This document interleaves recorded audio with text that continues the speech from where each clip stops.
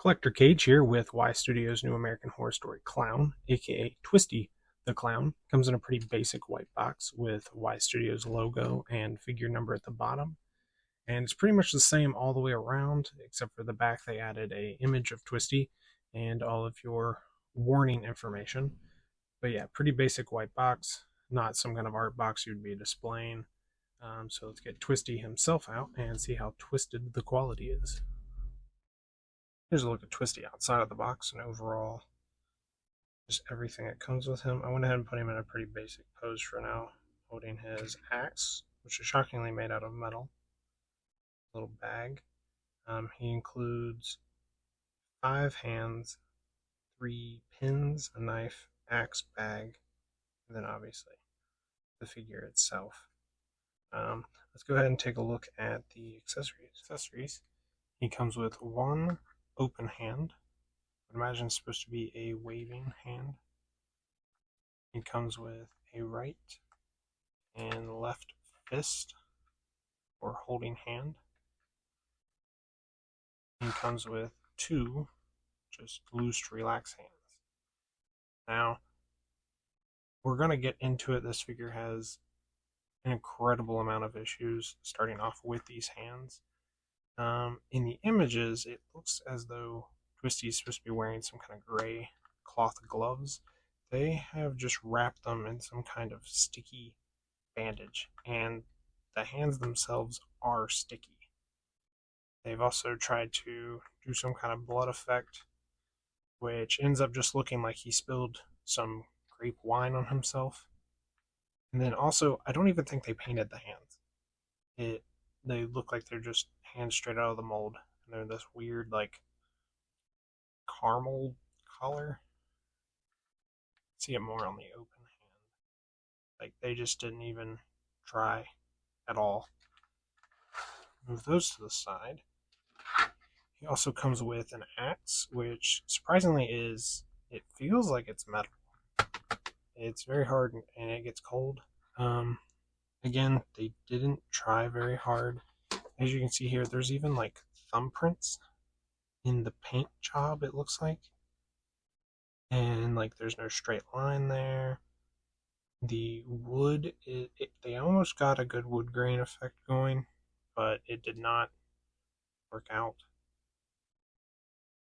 They also made the handle also out of this metal rubber instead of just, making it wood, which I kind of understand.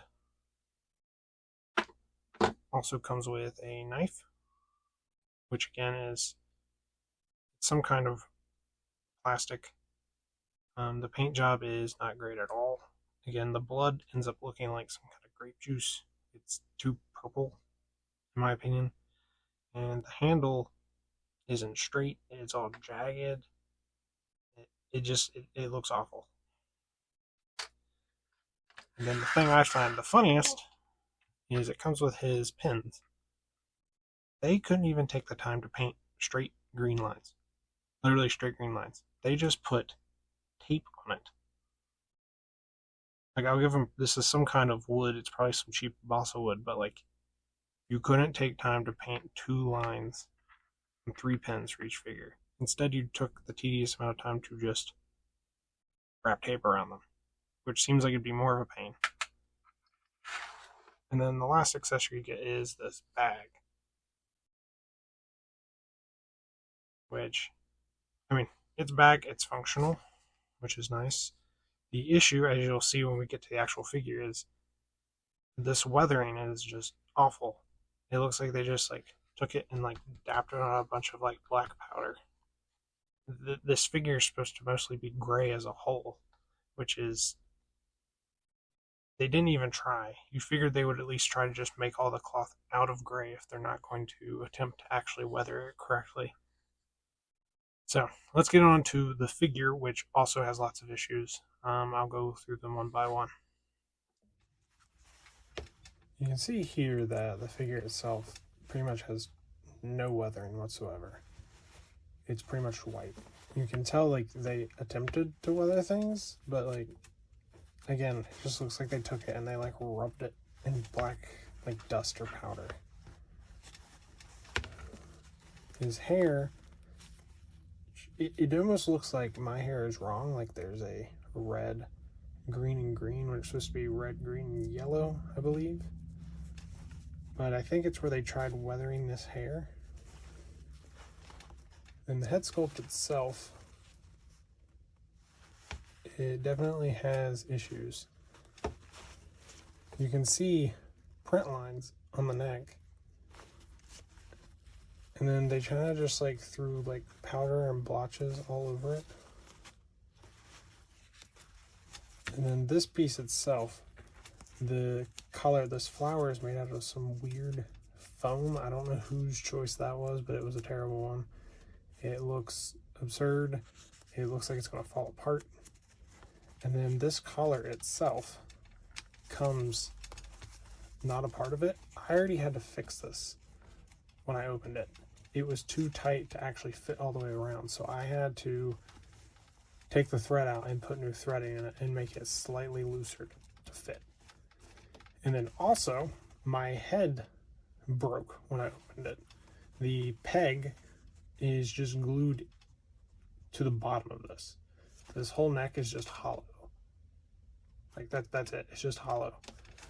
Range of motion wise, you can go up and down. You cannot go side to side. And then you got full rotation. I don't like it when heads can't go side to side because you can't do a full lean look, because that's a look I like doing. Arm wise, you're a little restricted by the clothes and the fat suit that is underneath. Your hands, obviously, your basic movements. The elbows are not double jointed, they're single jointed. Your legs have a little bit of motion.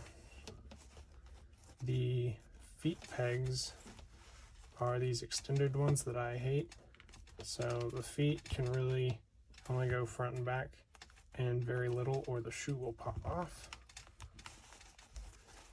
And then mine, this one's very loose on mine compared to this one. These little balls are pretty much just like craft balls that they glued on here. It literally looks like a preschool had arts and crafts time and made a 1/6 scale figure. It's a little insane. It's 100% not worth the money unless you're one to custom figures. Because I'm going to customize this, repaint it, and do the whole 9 yards. Which I feel like for the price point, it's going to be cheaper than doing a custom because you've already got all this stuff.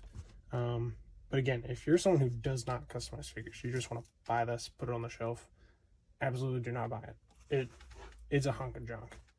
I think I have 1 or 2 other figures from Y Studios pre-ordered. Hopefully they fix some stuff, because this is the worst figure I've ever bought, probably. Next to Trick or Treat Studios Tarman. That thing's a big old hunk of plastic.